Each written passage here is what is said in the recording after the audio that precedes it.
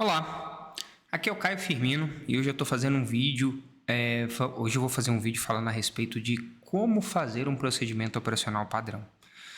A gente fez um vídeo há um tempo atrás falando um pouco sobre procedimento operacional padrão. É um vídeo que está tendo bastante visualização e muitas dúvidas também no vídeo sobre o próprio procedimento, né? Então, é um vídeo que a gente fala a respeito do procedimento, a respeito da importância desse procedimento, fala um pouco, né, de quais itens devem ter nesse procedimento, mas não entramos no detalhe de como fazer o procedimento. O objetivo agora é realmente explicar como construir esse procedimento operacional e entrar aqui no detalhe com você a respeito de estrutura, como é feito, o que tem cada item desse daí que tem na tela. Aí na tela eu tenho para você a estrutura de documento de base que a gente utiliza para criar um procedimento operacional padrão para os nossos clientes, tá?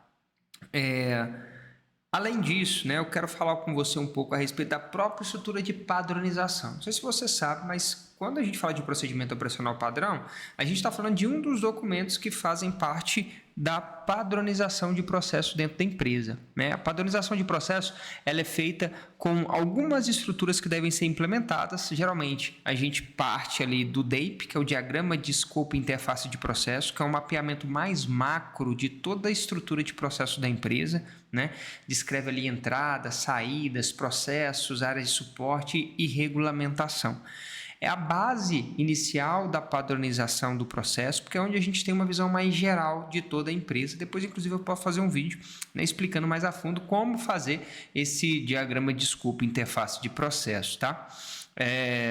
Além disso, a gente vai ali depois, né, do diagrama, a gente vai para um fluxograma, que aí a gente pega um desses processos e aí faz uma demonstração das etapas que compõem aquele processo. Inclusive tem um vídeo aqui no canal que eu falo sobre como construir um fluxograma, inclusive utilizando o Excel. Se você pesquisar no meu canal, você vai achar um vídeo bem legal que explica de forma detalhada como fazer isso, tá? E aí, além do fluxograma, a gente vai ter o procedimento operacional padrão, que é o POP, que também em algumas empresas são chamados de ITs, ou instruções de trabalho, que aí você vai pegar uma etapa crítica daquele fluxograma e vai fazer o detalhamento dessa etapa crítica. Já eu te falo o que define uma etapa que é ou não crítica. Depois, a gente pode ter o PTP, que é o Padrão Técnico de Processo, né, que deixa claro ali todas as métricas e parâmetros de funcionamento daquele processo, tá? E, por último, além do treinamento que a gente tem também um documento que é o DTO, que é o Diagnóstico do Trabalho Operacional, que é como se fosse o documento que guia as auditorias, né, do processo, que é quando você vai auditar a operação para ver se estão trabalhando de acordo com os procedimentos que foram desenvolvidos, tá? Então, isso quando a gente fala de uma padronização de processo, a gente está falando de toda essa estrutura. E o procedimento operacional padrão, ele faz parte dessa estrutura, tá? Ele é um desses documentos que vem aí compor essa estrutura de padronização de processos para estabilizar o resultado de um processo.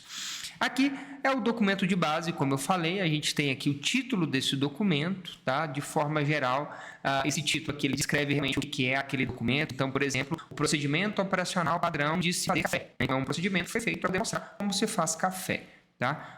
O procedimento operacional padrão de como buscar um lead no Google, procedimento operacional padrão de como carregar um caminhão X ou Y e por aí vai, tá?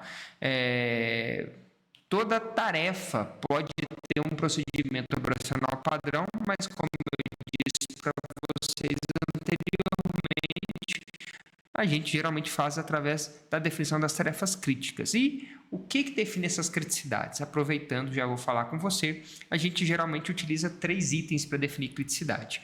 O primeiro deles é a complexidade da tarefa. A tarefa tem baixa complexidade ou muita complexidade. Se ela tem baixa complexidade, o nível de criticidade é baixo.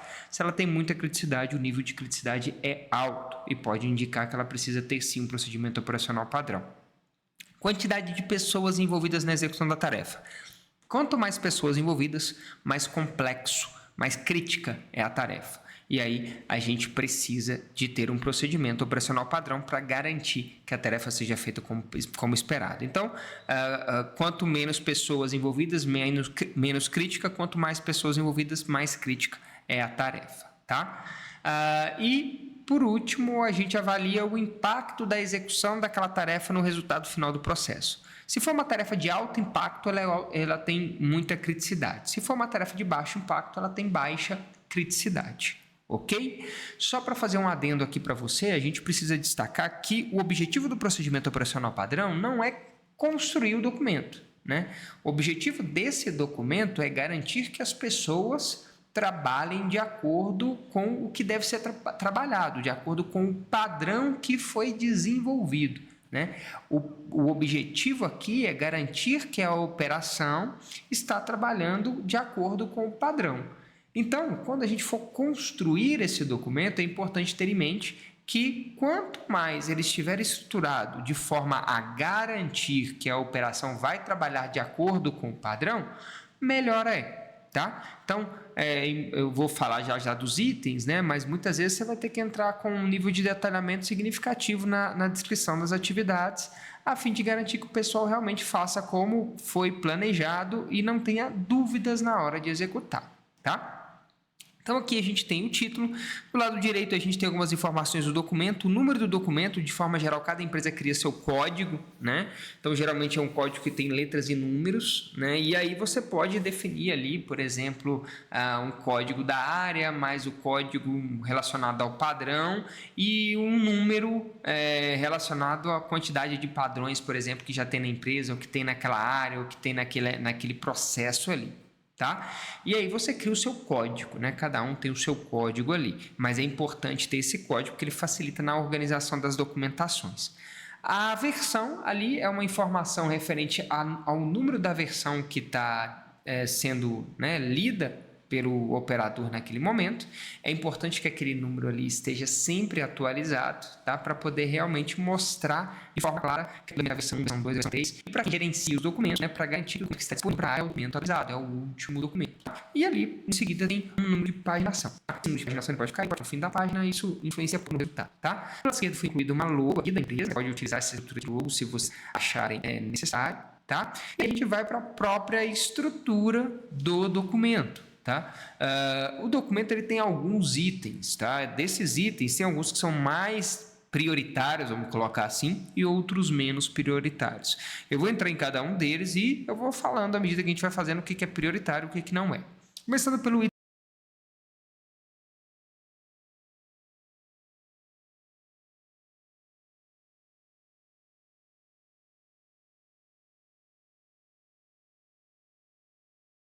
tem um objetivo, tá? O objetivo ele descreve realmente ali qual que é o objetivo daquele procedimento. Então, para que esse procedimento foi feito? Para garantir que qual tarefa seja cumprida como previsto, para garantir qual resultado lá no final, tá? Então, falando de um procedimento de fazer café, o objetivo do procedimento é garantir que o café seja feito de acordo com os parâmetros de qualidade definidos, tá? E que com isso se alcance a regularidade de produção de café e, além disso, uma estabilidade no sabor do café de toda a empresa, por exemplo, tá?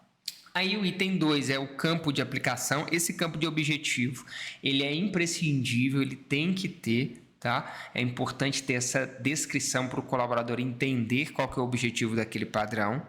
O item número 2, campo de aplicação. Ali você descreve, né, aonde que esse procedimento será utilizado, né, em qual área, qual unidade, em qual processo, enfim, aí vai depender de empresa para empresa, tá? Mas, de forma geral, é aonde está descrito aonde o procedimento será utilizado no dia a dia, tá? Esse item 2, ele pode ou não ser utilizado, tá? Se for uma empresa que tem muitas áreas, muitas unidades, isso pode fazer sentido. Agora, se não, pode ser que não faça muito sentido, porque você não vai ter ali uma necessidade de detalhar de forma tão específica aonde será aplicado o procedimento, tá? O item 3, definições de siglas, tá? Aqui é um item que você deve descrever, né, os significados, né, das siglas ou dos termos que são utilizados no documento, tá? E a fim de deixar realmente isso claro para todas as partes. Eu gosto de deixar claro que é importante a gente construir o documento pensando que a pessoa que vai ter acesso a ele, que vai ler, que vai estudar, que vai consultar, ela não conhece nada sobre aquele processo, tá? Mesmo que ela seja treinada, é importante você ter essa visão na hora de construir. E por que eu digo isso? Porque quanto mais você pensar que a pessoa não sabe do que você está falando, mais você vai buscar detalhar e deixar claro para aquela pessoa o que a gente quer dizer em cada uma dessas etapas, em cada um desses pontos, tá? Por que isso é importante? Porque isso garante que na hora de executar a tarefa relacionada ao padrão, o colaborador não vai ter dúvidas a respeito dela e ele vai realmente fazer o que precisa ser feito. Isso vai diminuir de forma significativa os problemas e erros na execução do processo. Tá? Se você tem muitas definições de siglas na empresa, é importante ter esse item. Agora, se uma empresa não utiliza esse tipo de... não utiliza nenhum termo que vai explicar a definição, não utiliza nenhum tipo de siglas, esse item precisa ser no procedimento opcional. Tá? O item 4, responsabilidade, é um item imprescindível, então, onde a gente vai colocar ali cada função que está envolvida na execução da tarefa que está descrita no procedimento operacional. Então, a gente vai colocar ali a função e quais as responsabilidades e a autoridade que ela tem naquela tarefa, naquele procedimento, tá? Por exemplo, na hora de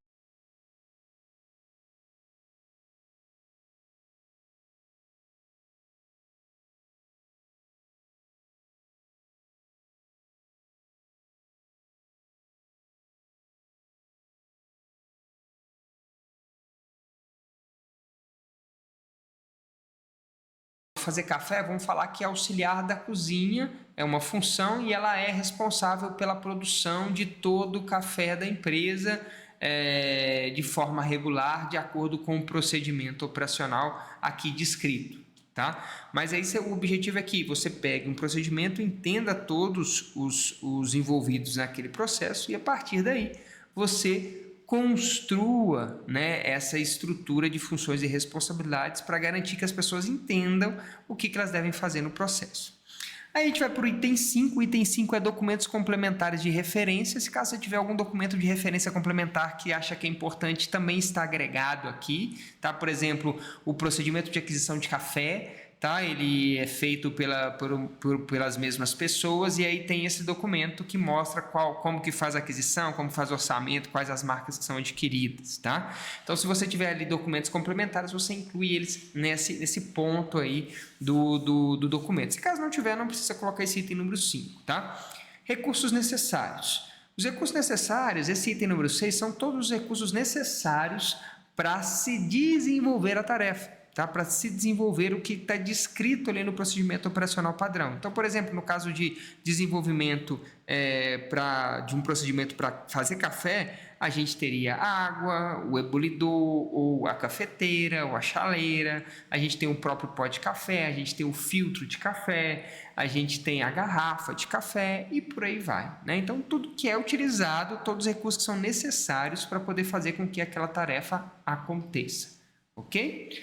Esse item de recursos necessários, se caso você tiver uma tarefa que não utilize nenhum tipo de item, não é necessário, tá? Que seja incluso esse item no documento. Tá? Agora, se utilizar algum tipo de recurso, aí sim, aí é importante ter esse item número 6. Tá? E aí a gente chega no item 7. O item 7 vamos falar assim, que é o item mais importante de todo esse documento. Tá? Por que eu te digo que é o item mais importante? Porque ali no item 7 é onde vai ser detalhada a execução da tarefa. Então, quais passos eu devo cumprir de garantir a tarefa foi executada como previsto. Tá? Esse item número 7, né, que descreve esse passo a passo da tarefa, ele é dividido em passos, tá? Então, a gente tem ali o detalhamento da tarefa, o item 7, aí a gente tem um 7.1 ali, por exemplo, passo inicial, que seria o primeiro passo para iniciar a execução daquela tarefa. Sei lá, para fazer café, a gente pode falar, pegar os itens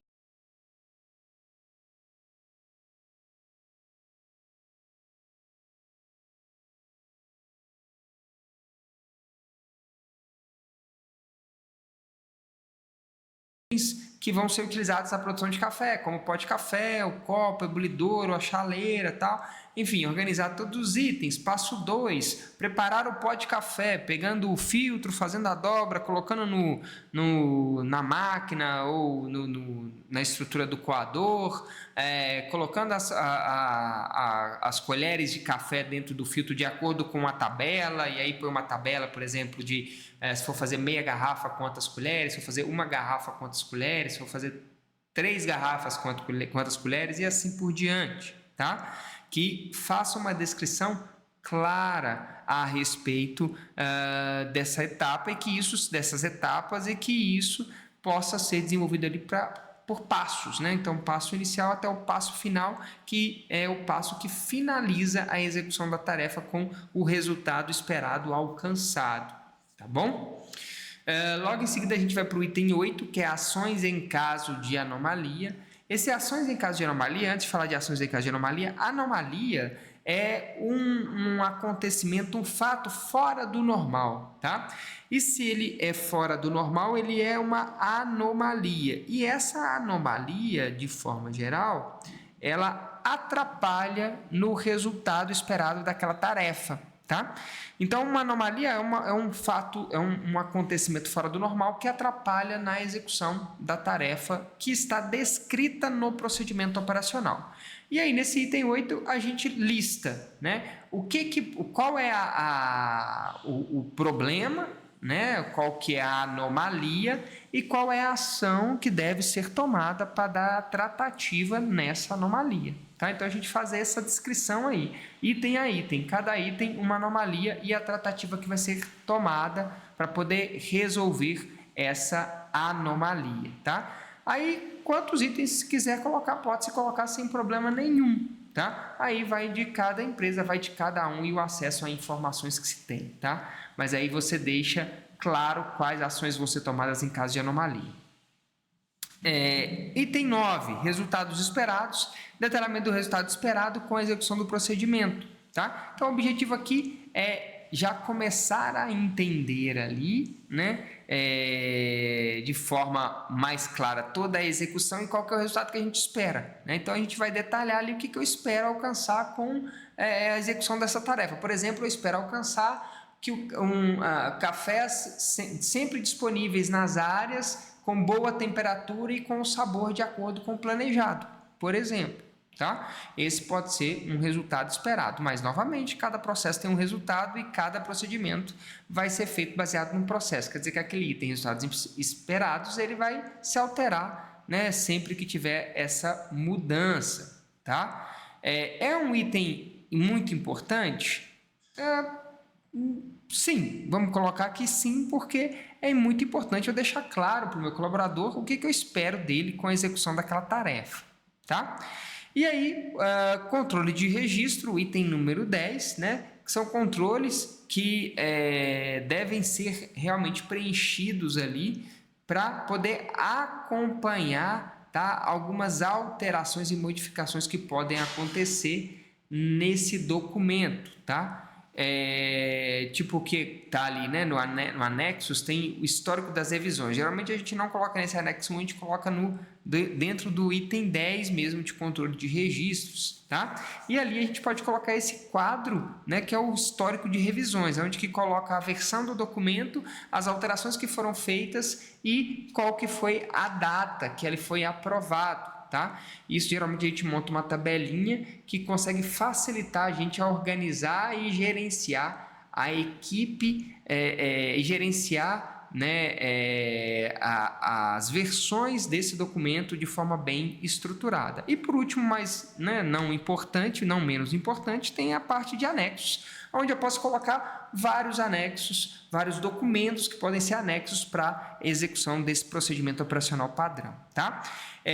Um ponto que é importante, tá, que eu falo sempre com todas as pessoas que a gente vai fazer procedimentos, é que Quanto mais recursos você conseguir utilizar na produção de um procedimento que garanta que a pessoa executa a tarefa como planejado, melhor é. Então, utilizar muitas imagens, prints de tela. Eu tenho falado para o pessoal colocar vídeos, pode gravar um vídeo executando a tarefa e aí sobe o vídeo para o YouTube como não listado e coloca o link aqui para a pessoa poder acessar.